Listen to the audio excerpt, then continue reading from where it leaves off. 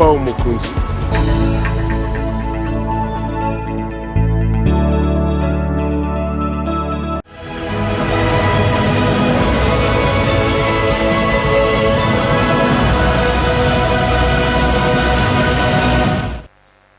Madame, Messieurs, bonjour et bienvenue à ce nouveau numéro de l'émission Décrit Info, ce magazine d'analyse d'actualité politique, sociale, économique et juridique qu'on a lancé ici à CPL Télévision. Des questions importantes sont mises sur la table.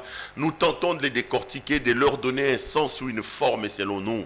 C'est d'ailleurs pour ça que nous disons chaque matin quand on commence ces décrits que le décrit info c'est tout simplement le tempo de l'actu selon notre feeling. Ça veut dire notre manière à nous de voir les choses, notre manière à nous de les ressentir et notre manière à nous de les exprimer. Nous ne sommes pas plus savants que tout le monde. Nous ne disons pas que ce que nous disons ici est une parole d'évangile et que vous là vous êtes à la maison, il ne vous reste plus qu'à dire oui et amen. Pas du tout. Nous exposons seulement nos propos étant pris de vos critiques parce que nous restons convaincus que du choc d'idées, la lumière, alors la vraie lumière finit toujours par jaillir. Les amis, merci. Merci de l'intérêt que vous n'arrêtez d'accorder à cette émission. Merci pour votre amour. Merci pour la confiance. Merci pour les remarques. Merci pour les critiques que vous nous formulez chaque jour et chaque matin. Ça nous permet non seulement de forger le travail, mais aussi d'améliorer, parce que le travail que nous les faisons essentiellement pour vous et avec vous. Si vous n'avez pas existé, nous, on ne serait pas en train de faire ce travail. Continuez donc à vous abonner. Demandez à vos amis, à vos proches, à vos membres des familles également de pouvoir s'abonner massivement s'ils veulent avoir l'information, alors la bonne et la vraie. Ils n'ont qu'à s'abonner sur CPL Télévision. Merci à nos partenaires, la boutique La Londoloise de Judith Londolé Betoko, qui nous a fait confiance pour que nous l'accompagnions dans le cadre du marketing de sa boutique. Vous également, vous êtes commerçant, vous avez des activités, vous voulez les faire connaître. Vous voulez passer un message dans le cadre de la sensibilisation, n'hésitez pas, appelez-nous au numéro que vous voyez au bas de votre petit écran. Nous discuterons avec vous, on verra comment nouer un partenariat pour vous permettre de faire connaître vos produits. Je suis donc très heureux d'être là aujourd'hui encore avec vous. Et vous avez vu mon thème. Je voudrais aujourd'hui parler de cette guéguerre, de ce premier couac qui existe désormais dans le gouvernement des Warriors. C'est une belle guerre qui existe entre d'un côté la ministre d'État et ministre des Portefeuilles, Adel Kaido, et le ministre des Transports et Voies de Communication, M. Chérubin Okende. Les réseaux sociaux se sont enflammés. J'ai vu les gens appeler les réseaux sociaux, des messages à gauche et à droite. Tel a dit, tel a fait. Je voudrais ici faire un focus, parler de cette situation-là. J'exposerai les arguments des uns et des autres parce que j'ai pris contact avec les deux camps. J'ai entendu les deux camps. J'ai confronté les vues. J'ai fait mon recoupement. Je suis donc en mesure d'opiner là-dessus. Mais rappelez-vous, ce n'est qu'un point de vue. Je le répète encore, ce que j'ai dit ici n'est pas du tout une parole d'évangile. Vous êtes aussi libre de voir les choses différemment de moi. Mais avant de commencer cette émission, le principe est clair. Toujours et encore la situation dans l'Est de notre pays. J'avais dit que je commencerai mes éditos, je commencerai mes décrits en parlant de la situation dans l'Est de la République démocratique du Congo. Cette situation sécuritaire volatile qui a vu un peu de l'espoir naître après la décision de son Excellence, Monsieur le Président de la République, Félix Tshisekedi Tshilombo, de lancer l'état de siège, de remplacer l'administration civile par l'administration militaire. Mais c'est comme si les sorts étaient en train de s'acharner sous nos compatriotes de l'Est. Il y a encore 3 jours, nous avons donc eu une éruption volcanique dans cette partie de la République. Et là, on est en train de compter les morts. On m'a dit qu'une délégation gouvernementale de près de 10 personnes est arrivée sur place. Mais au-delà des émotions, les amis, j'ai dit ce que j'ai toujours dit, je voudrais le répéter ici. L'heure de tirer le bilan est arrivée. Nous devons aussi dans ce pays être en mesure que quand il y a des problèmes, quand il y a des situations, que nous soyons capables de nous asseoir, de nous poser des questions, les vraies, et d'apporter les bonnes réponses. Qu'est-ce qui s'est passé? Pourquoi cela s'est-il passé? Qui a fait quoi? Quelles sont les responsabilités des uns et quelles sont plutôt les responsabilités des uns et des autres? Que devons-nous faire pour que dans l'avenir, nous ne puissions plus revivre les mêmes situations? Des hommes sensés se posent toujours ce genre de questions après des catastrophes. Ça permet de prendre des mesures qu'il faille pour que ce genre de situations-là ne se reproduisent plus. Vous avez suivi que ça fait un temps que l'observatoire volcanique des Goma ne fonctionnait plus. La République disposait d'un outil capable de lui permettre de suivre pas à pas l'évolution et l'activité de ces volcans. Mais des personnes qui n'ont pas fait leur travail, des personnes qui ont refusé de faire leur travail, ont fait que l'observatoire n'était plus financé. Ce qui fait que le Congo a été surpris par ces volcans parce que la République, l'État ne payait plus les frais de fonctionnement de cet observatoire-là. C'est tellement désolant, les amis. C'est tellement désolant. Nous devons tirer les responsabilités. Qui devait payer les frais de fonctionnement de l'observatoire volcanologique de Goma? Qui devait suivre les dossiers? Pourquoi cet observatoire n'a-t-il pas bénéficié du financement normal? Quelle est la responsabilité des uns et des autres? C'est important. Lorsqu'on sera capable de se poser ce genre de questions, lorsqu'on sera capable d'avoir des bonnes réponses à ce genre de questions, lorsqu'on sera capable de tirer des conclusions et même des sanctions à l'encontre des personnes qui se méconduisent dans ce genre de situations, les amis, nous serons sérieux et la République tirera profit. Là, comme on est dans la République des inconscients, comme le disait Modeste Mutinga, ou la République des médiocres, de messieurs le cardinal, son éminence, le cardinal Laurent Mosengo Passigna, les gens sont en train de se mouvoir, les gens sont en train de se laisser dans les émotions, mais dans les semaines qui arrivent, quand le calme reviendra, personne ne parlera de ça.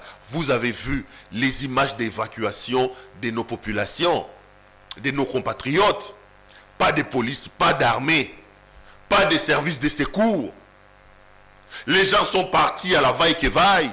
Ils sont revenus sans recevoir un message qui leur avait demandé d'évacuer, qui leur a dit désormais que le site est sécurisé, monsieur, vous pouvez revenir. Personne.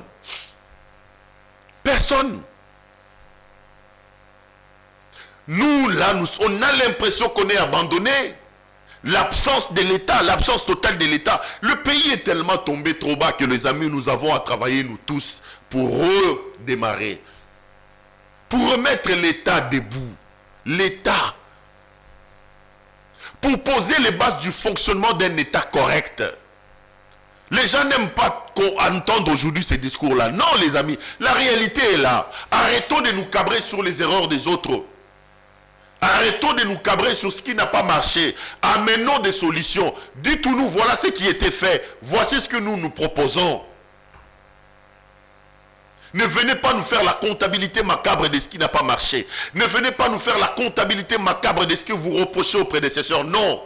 On ne devient pas président. On ne devient pas premier ministre. On ne devient pas ministre pour faire la comptabilité de ce qui a été fait avant. En mal, non. Venez corriger. Apportez des corrections et apportez-nous un mieux-être.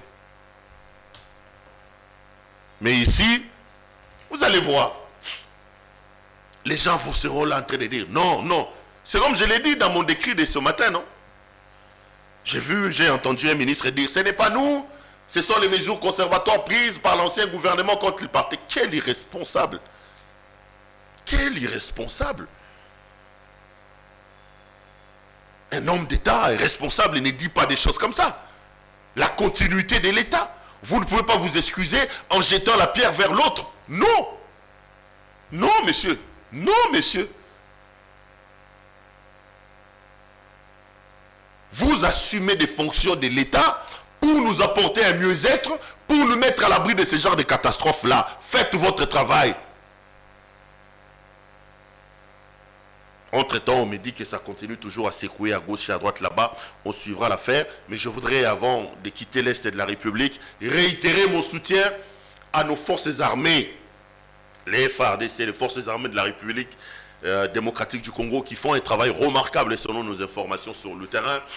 Réitérer aussi mon soutien à son Excellence, Monsieur le Président de la République, Félix Tshisekedi Tshilombo, pour l'idée ingénieuse qu'il a prise de lancer l'état de siège. Il nous a dit que son combat était de régler définitivement la question de l'insécurité dans l'Est. J'espère que ça ne va pas aller dans les lots des promesses. Parce qu'avec notre président, les promesses, nous les avons quand même. Hein? Beaucoup d'ailleurs. Avec notre président, les promesses, ce ne sont pas les promesses qui manquent. Mais non, après les promesses, nous voulons la concrétisation. Ça me fait rire ça et ça me fait penser à l'abbé Blaise Kanda qui disait, vous savez, un homme qui promet tout le temps à sa femme, la femme c'est lasse. Les meilleurs hommes ne promettent pas, ils ne font pas de bonnes promesses. Ils font de bonnes surprises. L'heure de bonnes promesses doit passer et l'heure de bonnes surprises doit arriver. Oui, surprendre va fonctionner, bon, surprendre, surprendre, non. Je pense que l'heure de changer la dialectique est arrivée. Je reviens à mon sujet du jour, les amis, vous avez vu mon thème. On nous a dit que Kabila me bloque, que Kabila me dérange, que Kabila. Aidez-nous à se séparer de Kabila. Nous avons adhéré. L'union sacrée a été mise en place. Et un gouvernement dit des warriors est là. Messieurs les warriors, mettez-vous au travail. Nous vous attendons. Je ne me mets pas encore à vous critiquer. On va dire non, c'est de la méchanceté. Je vous donne la chance.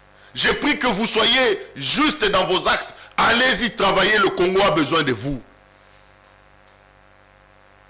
Mais on commence déjà à sentir quelques folklores à gauche et à droite. Messieurs, vous n'êtes pas là pour dire mon prédécesseur a fait. Vous êtes là pour nous apporter la solution. Vous êtes là pour mettre en place des politiques réparatrices des erreurs de vos prédécesseurs.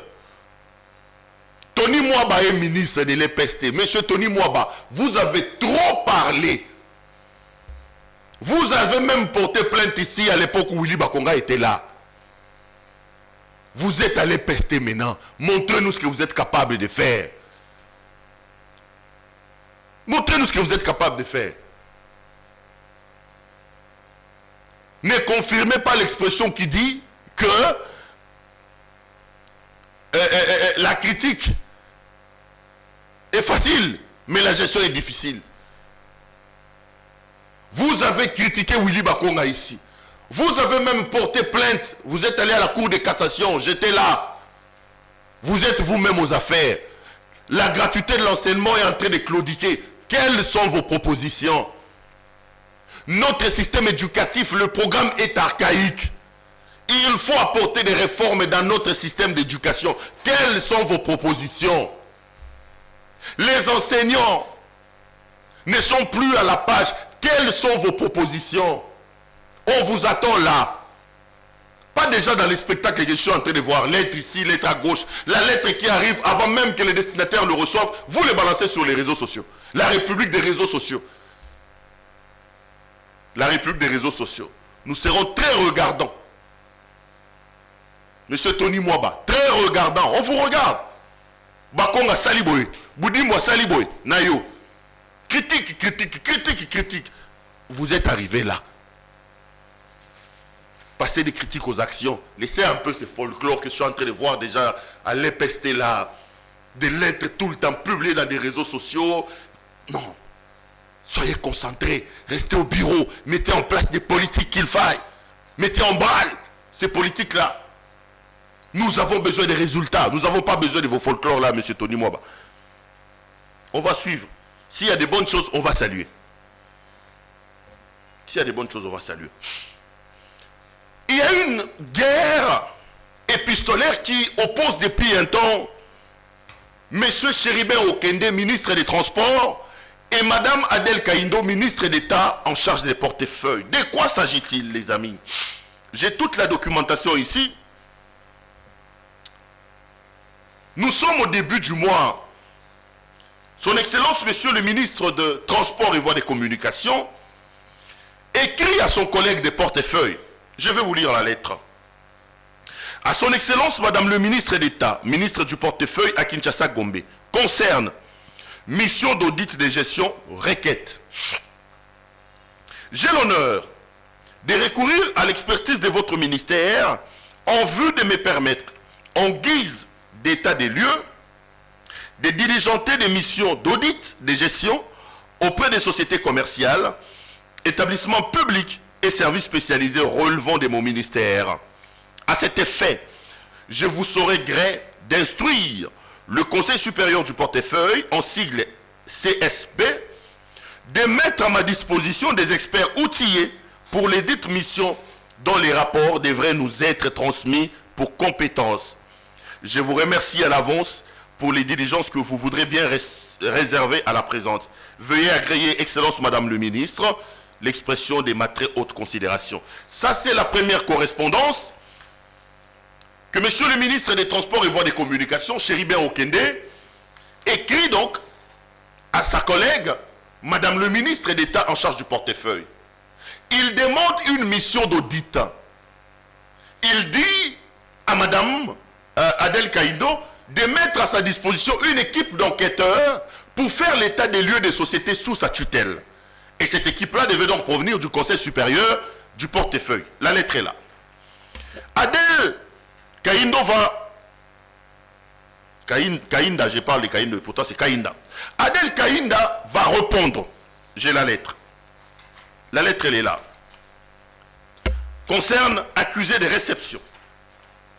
Elle est là, la lettre de Madame le ministre des portefeuilles.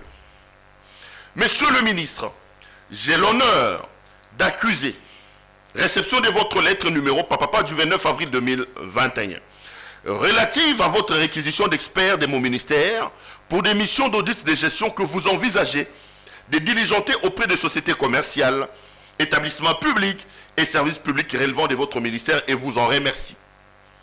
Il fait ensuite, je viens porter à votre connaissance que j'ai accédé à votre demande en instruisant le Conseil supérieur du portefeuille de mettre à votre disposition des experts outillés capables d'accomplir cette tâche. À cet effet, vous trouverez en annexe à la présente, pour disposition utile, les termes de référence et la liste d'experts proposés par le Conseil supérieur des portefeuilles. Veuillez agréer, Monsieur le ministre, l'expression de ma considération distinguée signée Adèle Kainda Maïna. Consécutivement à cette lettre, le ministère des portefeuilles va répondre. Et là, vous avez en annexe 30 noms d'experts qui devaient donc aller exécuter la mission. J'ai lu quelques noms: Loa Minyama, directeur, Ntela Inayuto, Kikasa Kandi, Kivanda et tout ça. Et il y a aussi les termes de référence pour cette mission-là que Madame le ministre des portefeuilles, Adèle Kainda, va réserver à la lettre précitée de son collègue. Alors, une semaine après avoir écrit, répondu, Chéribert Okende, se basant sur cette lettre-là, va prendre quelques mesures conservatoires. Ministère des Transports et Voies des Communications, la lettre est là. Concerne mesures conservatoires. Mesdames et messieurs, là il écrit au mandataire, en vue de l'établissement de l'état des lieux de démembrement du ministère des Transports, Voies des Communications et des enclavements, dans le cadre de la mise en œuvre du programme d'action du gouvernement, j'ai requis le concours de son Excellence Madame le ministre d'État, ministre du portefeuille, afin de diligenter des missions officielles d'audit de gestion. Ainsi, j'ai décidé de mettre sur pied des équipes composées par des experts attitrés au Conseil supérieur du portefeuille. Pour un bon déroulement de la dite mission, les mesures conservatoires ci-après sont prises. 1. Suspension des recrutements, promotions et tout autre mouvement du personnel, ainsi que le respect strict des instructions reprises dans les termes de référence des audits envisagés. 2. Interdiction de recourir à des opérations de disposition, cession et transfert des biens de l'État. 3. interdiction des déplacements, voyages des membres du conseil d'administration, comité de gestion et autres cadres sans autorisation préalable de la tutelle. La lettre est signée par M. Chéribin Okende Senga, qui est donc ministre des Transports, Voies des Communications et des Enclavements. Ok, il prend des mesures conservatoires. 15 jours plus tard, c'est là que les problèmes vont commencer. Madame le ministre des Portefeuilles va revenir sur sa décision. Il va écrire une autre lettre à Monsieur le ministre des Transports et Voies des Communications et des Enclavements. Monsieur le ministre, j'ai l'honneur d'accuser réception de votre lettre mieux définie en marche, dont copie m'a été réservée et vous en remercie. Cette lettre a retenu toute mon attention et je comprends les soucis qui est le vôtre en tant que ministre sectoriel de faire le point de la situation de votre secteur et des autres secteurs. Néanmoins, après examen approfondi de la question et prise de connaissance des termes de référence y relatifs, je me vois dans l'obligation de revenir à ma lettre du 15 mai courant sur ces sujets, en ce qui concerne particulièrement les entreprises, ce pour les raisons suivantes. Il évoque les raisons. Les entreprises ne sont pas des membres de l'État sur instruction du président de la République. En clair, Adel Kaïnda va revenir sur sa décision autorisant ou mettant à disposition de son collègue des transports, voies des communications, des experts du Conseil supérieur des portefeuilles pour diligenter des audits dans les entreprises sous tutelle de Chéribin Okende. Qu'est-ce qui s'est passé exactement? C'est là que le problème commence. Mais comme nous sommes dans une république que les gens ont désormais transformée en des réseaux sociaux, j'ai parlé ici de Tony Mwaba. Vous allez vous rendre compte, aujourd'hui les secrets d'État n'existent plus. Une lettre qu'on signe à 12h, à 12h01, à 12h01, elle est déjà sur les réseaux sociaux. Les lettres apparaissent dans les réseaux sociaux bien avant d'arriver à leurs auteurs, plutôt à leurs destinataires. Vous écrivez à quelqu'un, réseaux sociaux. Après ces échanges épistolaires, les réseaux sociaux vont s'enflammer. Et dans le rôle de la victime, Chéribin Okende, dans le rôle du bourreau, Adel Kaïnda Maïnda, le tribunal, près les réseaux sociaux, établit de lui-même les parties au procès. Le tribunal, près les réseaux sociaux, tire les conclusions et rend même son verdict. On fait de Chéribin Okende la partie civile, la victime, et on fait de Adel le bourreau. Les réseaux sociaux annoncent qu'Adel Kaïnda s'est fait corrompre par les mandataires des entreprises publiques. La ministre d'État va subir un léchage dans les réseaux sociaux. On dit qu'elle a subi la pression des mandataires véreux. On dit qu'elle s'est fait corrompre, elle s'est fait graisser les pattes pour revenir sur sa décision. Clairement, les semaines qui suivent ces échanges, c'est une véritable escalade des réseaux sociaux. Messieurs les warriors, Kabila, dans sa mauvaise gestion du pays, a désarticulé. Il a déshabillé l'État du sens de l'honneur. Les hommes d'État ne sont plus les hommes d'État.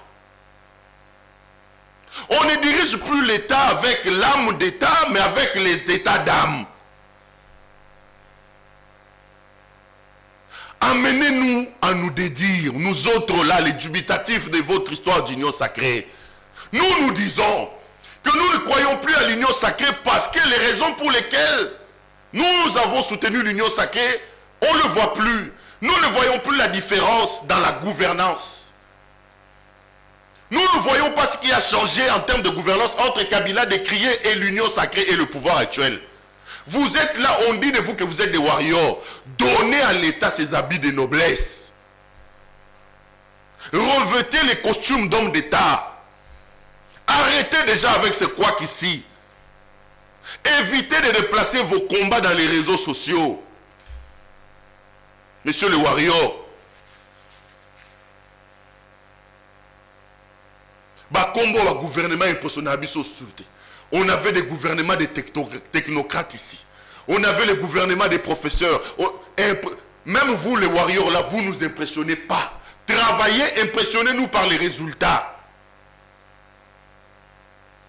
Mais commencez d'abord par redonner à l'État ses lettres de noblesse. Commencez par habiller l'État. Boye kaka lelo lobby bobandi ba réseaux sociaux. On suspendre moutouna lettre comme pas na été et continue dans les réseaux sociaux Tony Mwaba. J'ai vu la lettre du secrétaire général de l'EPST en train de se plaindre. Il n'a pas reçu la lettre. À mon on a des réseaux sociaux. Oh, papa.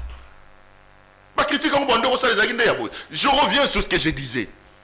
Le tribunal puis les réseaux sociaux établit les parties au procès.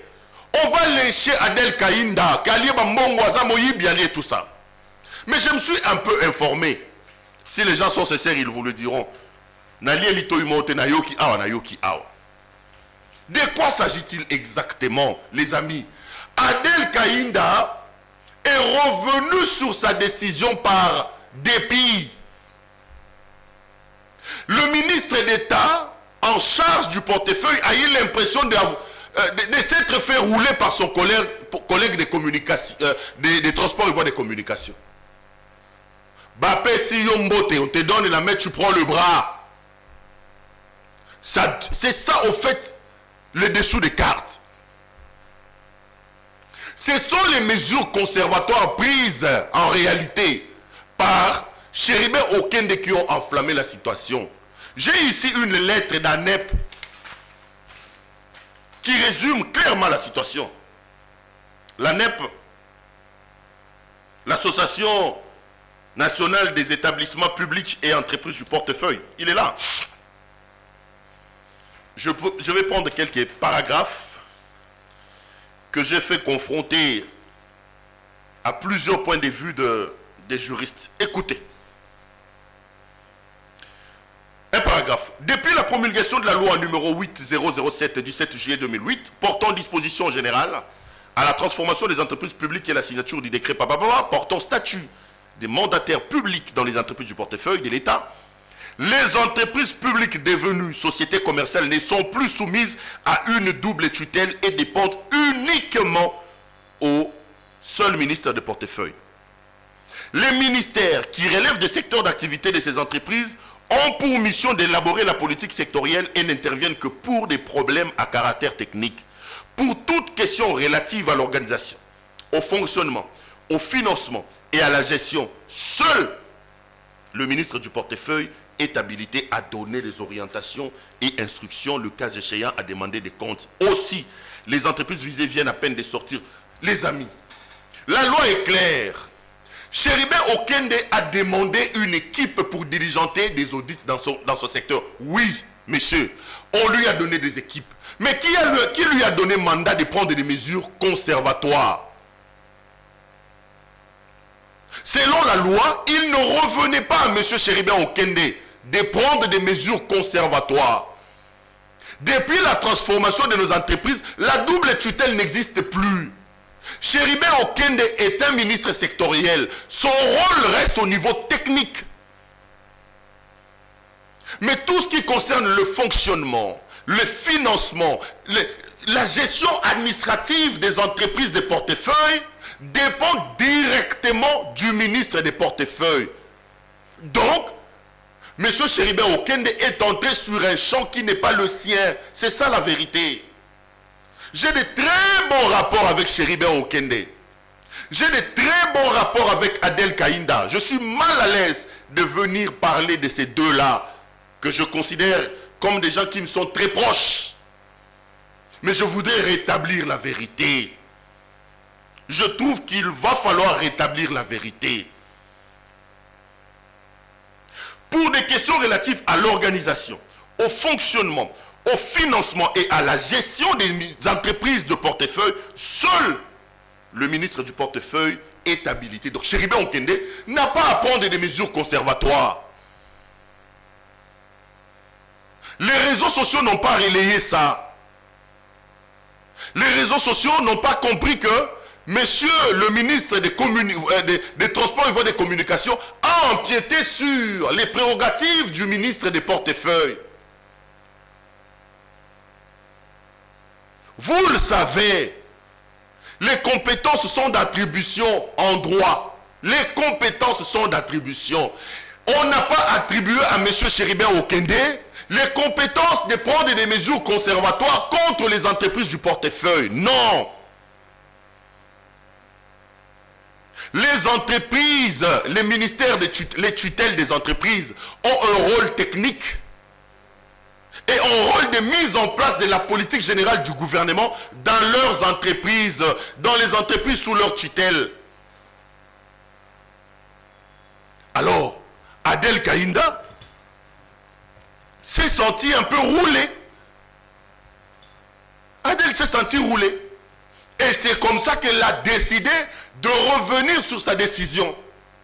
Et quand vous lisez sa lettre, elle dit même que dans son planning, elle prévoit un plan de faire les états des lieux de toutes les entreprises de portefeuille. C'est de sa compétence, c'est de ça qu'il s'agit. A-t-elle bouffé l'argent? A-t-elle subi la pression? Logiquement, ici, elle n'a pas tort. Si elle a bouffé l'argent, si elle a subi des pressions, je ne confirme pas, mais ceci est de la faute de son collègue des transports et voies de communication. C'est Chéribin Okende qui, le premier, lui a tendu la perche. Le tribunal des réseaux sociaux s'est enflammé ici gratuitement. J'ai tous les documents ici. Et il ressort clairement de ces documents que monsieur, son excellence, monsieur le ministre des Transports et Voies de Communication a outrepassé, a étalé au-delà de ses compétences. Vous me demandez des inspecteurs pour diligenter des audits dans vos entreprises. J'ai dit, ok monsieur, je vous donne. Vous saisissez ma lettre, vous voulez en profiter pour empiéter sur mes compétences. Je reviens sur ma lettre. Et j'annule la mission des inspecteurs du Conseil supérieur des portefeuilles et les réseaux sociaux disent que j'ai bouffé. Non, non, non. La vérité est celle-là. Je suis très proche de tous les deux, je les répète, mais je trouve qu'il est important de dire la vérité aux Congolais. Je voudrais ici aussi saluer le calme de Adel Kaïnda Maïna. Il ne faut pas être prompt à la critique et ne pas saluer de bonnes œuvres. Je n'ai pas vu Adel Kaïnda ni ses proches s'enflammer dans les réseaux sociaux. Ils ont subi des insultes, ils ont subi des injures, on a tout dit, mais elle est restée droite sur ses bottes, calme. Bravo madame, bravo. En tout cas, ceux qui sont au ministère des portefeuilles, je vous tire mon chapeau. Les affaires de l'État ne se règlent pas sur les réseaux sociaux. Les affaires de l'État ne se règlent pas sur base des émotions. Les affaires de l'État ne se règlent pas sur base des états d'âme. Elle s'est fait lyncher, que vous le vouliez ou pas. J'ai lu sur tous les groupes WhatsApp ici. J'ai lu sur tous les groupes Facebook.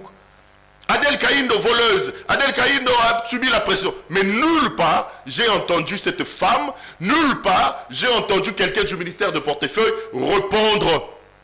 Et ils sont restés calmes, laissant les tribunaux, près les réseaux sociaux faire son travail. Pour ça, il faut la saluer. Quand quelque chose de bon est fait, il faut le reconnaître. Je l'ai toujours dit. Mais dans cette affaire, je trouve que la première personne qui a mal agi, c'est son excellence, monsieur le ministre des Transports et Voies de Communication. Ce n'est pas à lui de prendre des mesures conservatoires. Et puis, Tom Matato Kita. Bah, mesures conservatoires, on va combien de fois? Et ça, oye, mesures conservatoires. Oye, mesures conservatoires. Mesures conservatoires et sali que Jamal Azombom. Mesures conservatoires et sali que projet Chile Gelou extra budgétaire Ebima. Les entreprises de l'État sortent de plusieurs mois de léthargie ici à cause des mesures conservatoires. Seulement pour une petite enquête là, mesures conservatoires. Mais quand est-ce que les gens seront à l'aise de travailler, de faire des mouvements? C'est quoi cette histoire de mesures conservatoires? L'État doit s'arrêter parce que les gens ont leur état d'âme. Une décision mesure conservatoire. Non, non. Laissons l'État respirer. Laissons l'État respirer. Madame Adel Kainda est le seul habilité à prendre des mesures conservatoires dans les entreprises de portefeuille. Parce que la gestion, le fonctionnement, l'administration, le financement des entreprises du portefeuille sont de son apanage, sont de son ressort. Il ne revenait pas à Chéribert Okende d'aller prendre ces mesures conservatoires. Dès lors que ces mesures conservatoires ne sont pas liées aux aspects techniques, il a pris une décision pour fermer l'aéroport de Goma. Personne n'a contesté ça. Parce qu'il est la tutelle technique. C'est lui qui a la politique aéroportuaire du gouvernement. C'est lui qui les met en œuvre. Quand il s'agit de la politique de l'État sur ce secteur, c'est lui qui répond. Quand il s'agit des aspects techniques, il y a l'ARF, techniquement, on ne peut pas survoler Goma, techniquement, on ne peut pas atterrir à Goma. Il a pris un arrêté pour suspendre. Personne ne lui a dénié la qualité. Parce qu'il était dans ses compétences. Mais lorsqu'il se réveille un matin, il suspend tout, alors que ce n'est pas de sa compétence. Vous voulez qu'Adel Kainda se taise? Non. Je salue sa décision, son courage, il faut se faire respecter. Vous n'avez pas entré dans mon champ gratuitement, je vous repousse. Et je salue aussi son calme, parce qu'il n'a pas géré les problèmes dans les réseaux sociaux. La vérité est celle-là. Les amis, j'ai été heureux de vous présenter cette émission. Je vous retrouve demain pour un autre numéro. Portez-vous bien et restez branchés sur nos programmes. Allez, bonsoir chez vous.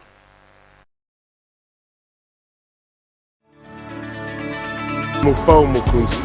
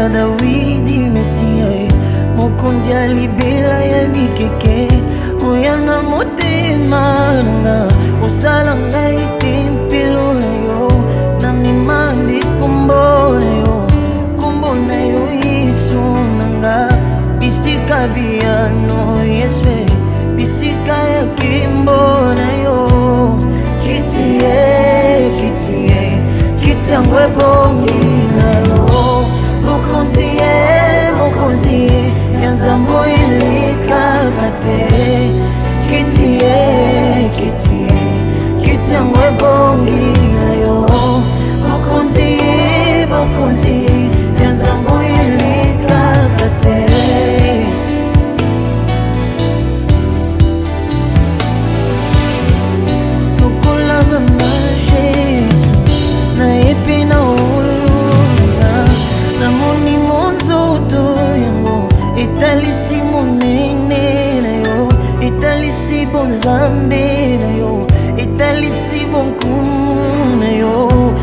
ekeseni na bakumu ya mokili ye. Kuya na yo yango ya libela ye.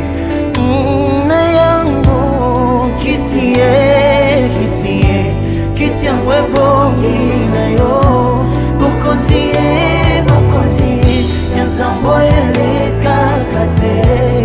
Kiti ye, kiti ye, kiti yango ebongi na yo. Bokonzi ye, bokonzi ye, ya nzambo elekaka te.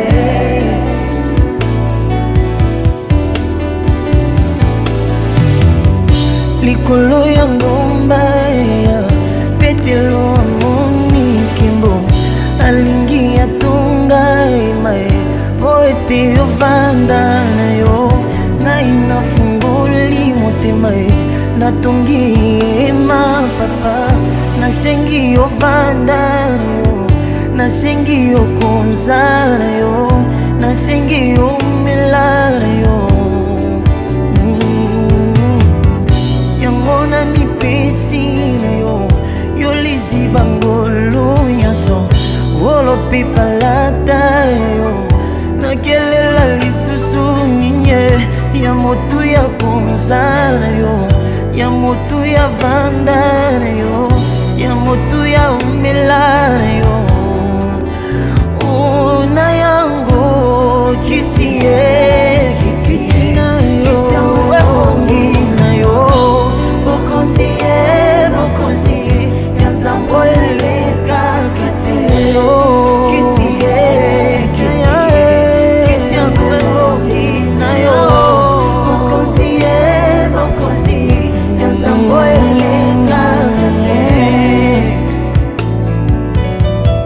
Ya nzambo eleka te. Ya nzambo eleka te. Ya nzambo eleka te. Ya nzambo eleka te. Ya nzambo eleka te. Eleka te. Eleka te. Eleka te.